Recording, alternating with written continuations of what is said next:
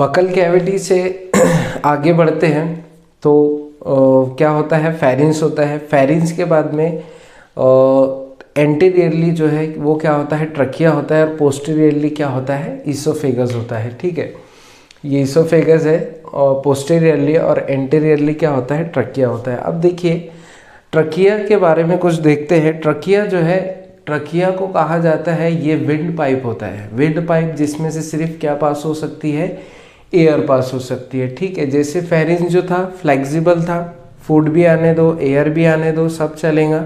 लेकिन ट्रकिया कैसा है, ओनली विंड, ओनली क्या पास हो सकती है, हवा पास हो सकती है और कुछ नहीं। लेकिन इंटरेस्टिंग बात यह है कि ईसोफेगस भी और ट्रकिया भी दोनों की जो है ओपनिंग काय में होती है, फेरिंग्स में होती है। ठीक है, मतलब क्या हुआ कि ईसोफेगस भी और ट्रकिया भी दोनों कहाँ पे ओपन होंगे, फेरिंग्स के अंदर ओपन होंगे। अब क्या हो सकता है कि ट्रकिया तो एक लिमिटेड है कि वहाँ से सिर्फ क्या जाएगी भैया, एयर जाएंगी, हम किसी और को जाने नहीं देंगे। लेकिन फेरिंग्स ये बोल रहा है भैया हम तो दोनों को जाने देंगे, एयर को भी और फूड को भी।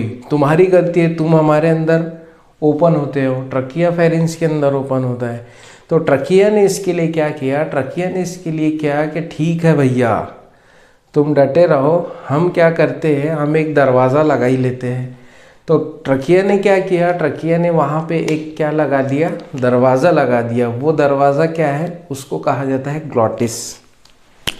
क्या कहा जाता है, उस दरवाजे को कहा जाता है ग्लॉटिस कहा जाता है। ग्लॉटिस क्या करता है, ग्लॉटिस के ऊपर दो ऐसे फ्लैप होते हैं। वो फ्लैप क्या करता है, रेगुलेट करता है कि फूड जो है उसके अंदर एंटर ना होने पाए। उसको कहा, उन फ्लैप्स को क्या कहा जाता है, इपीग्लॉटिस। ठीक है, उन फ्लैप्स को कहा जाता है इपीग्लॉटिस, जो क्या करते हैं, फूड को अंदर नहीं आने देते हैं। वो सिर्फ क्या है, एयर को अंदर आने देंगे। ठीक है, अब वो क्यों लगाया गया है, हमने देखा कि ट्रकिया किसके अंदर ओपन हो रहा है, फेरिंग्स। और फेरिंग्स क्या है, which is the common opening for food and air. लेकिन ट्रकिया क्या है, ट्रकिया बोलता है सिर्फ हम विंड पाइप है भैया, हम सिर्फ हवा को आने दे सकते हैं, इसलिए हमने क्या लगा लिया है, ग्लॉटिस लगा लिया है, एपिग्लॉटिस लगा लिया है, हम फूड को अंदर नहीं आने देंगे। ठीक है, आगे बढ़ते हैं। ईसोफेगस के बारे में एनसीईआरटी ने कहा है कि ईसोफेगस जो है एक्सटेंड होता है, आगे बढ़ता है।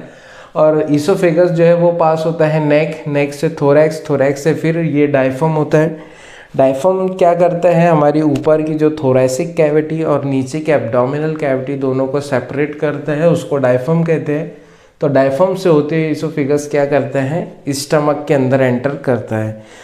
अब देखिए हमारा फूड जो है वो सबसे बचाते हुए कहाँ आ गया है, स्टमक के पास आ गया है भैया, हमको अपने हिफाजत में ले लो। तो ठीक है, शरण में ले लो। अब देखिए जब ईसोफेगस से फूड स्टमक के अंदर एंटर होता है तो वहाँ पर भी जो है एक क्या रहता है, गार्ड प्रेजेंट होता है। वो गार्ड जो है कौन सा होता है, इसको कहा जाता है कार्डिक स्फिंक्टर। कार्डिक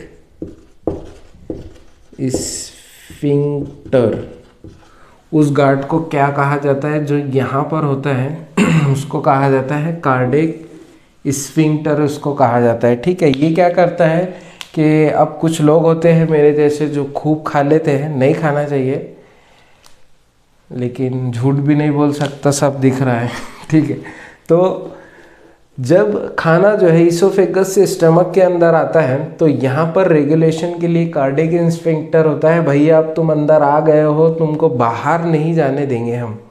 तो इसलिए ये इसको रेगुलेट करता है कि स्टमक का कुछ खाना जो है वो वापस ना जा सके, इसलिए वो क्या करता है, वहाँ पे गार्ड करता है। उसके बाद में आगे बढ़ते हैं। स्टमक के बारे में अब कुछ चीज़ें देखना है। स्टमक के जो है 4 पार्ट्स होते हैं। ऊपर का जो उसका पार्ट होता है स्टमक का, ठीक है, ऊपर का जो होता है उसको कहते हैं हम, 4 पार्ट होते हैं इसके। ठीक है, एक रहता है कार्डिक,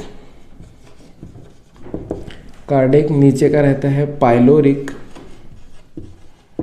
एक रहता है बॉडी और एक रहता है फंडस।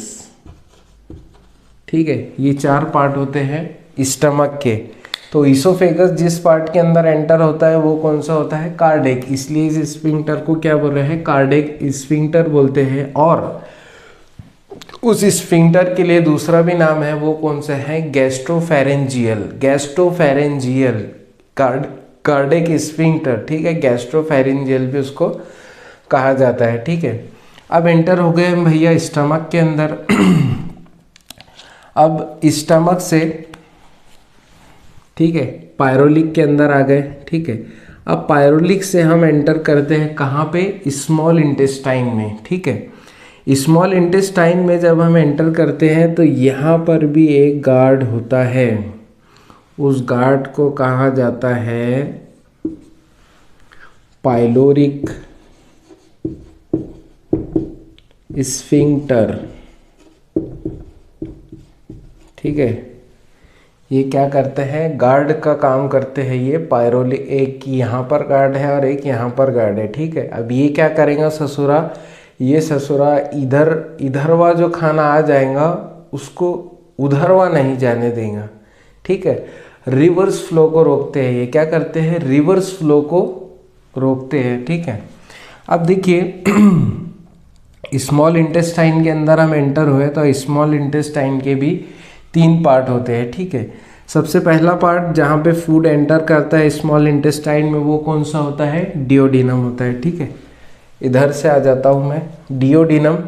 डिओडिनम में एंटर होगा। यहाँ देखिए duodenum is the smallest part of small intestine, okay. तो डिओडिनम में एंटर हुआ। डिओडिनम से वो जाता है जिजिनम। कहाँ पे? जिजिनम, ठीक है। जिजिनम में जाएगा। थोड़ा सा फनी नेम है इसलिए ऐसा बोला उसने, ठीक है। तो डिओडिनम से जिजिनम से कहा जाएगा ये फूड जाएगा लार्ज इंटेस्टाइन के अंदर, ठीक है। लेकिन स्मॉल इंटेस्टाइन के 3 पार्ट है, याद रखना है। कौन कौन सा है? डिओडिनम, जिजिनम और तीसरा रहता है इलियम, ओके। इलियम मैंने यहाँ लिखा हो, ठीक है।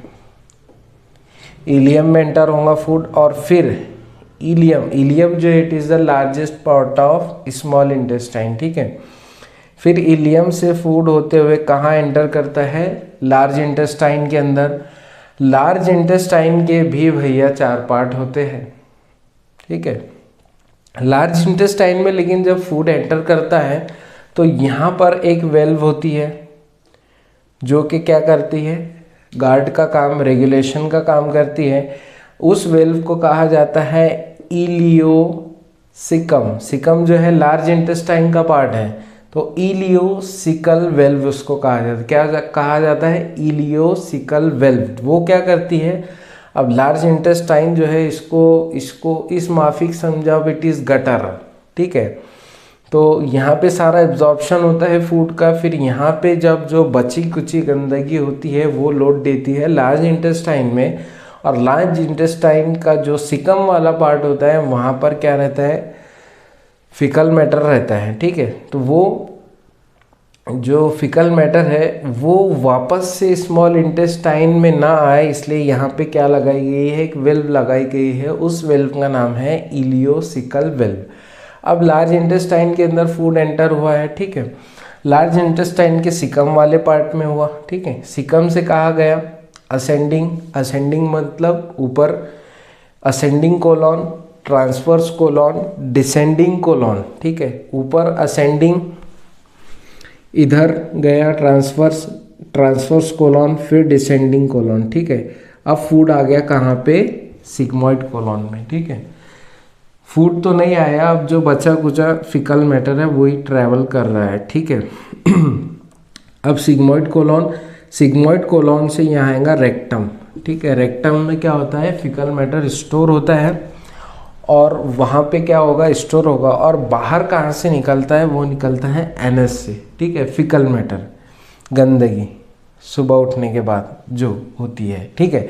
तो एनस की भी भैया यहाँ पे 2 क्या होता है? स्फिंक्टर होते हैं, 2 गार्ड होते हैं। कौन कौन से 2 गार्ड होते हैं? एक होता है इंटरनल और एक होता है एक्सटर्नल, ठीक है।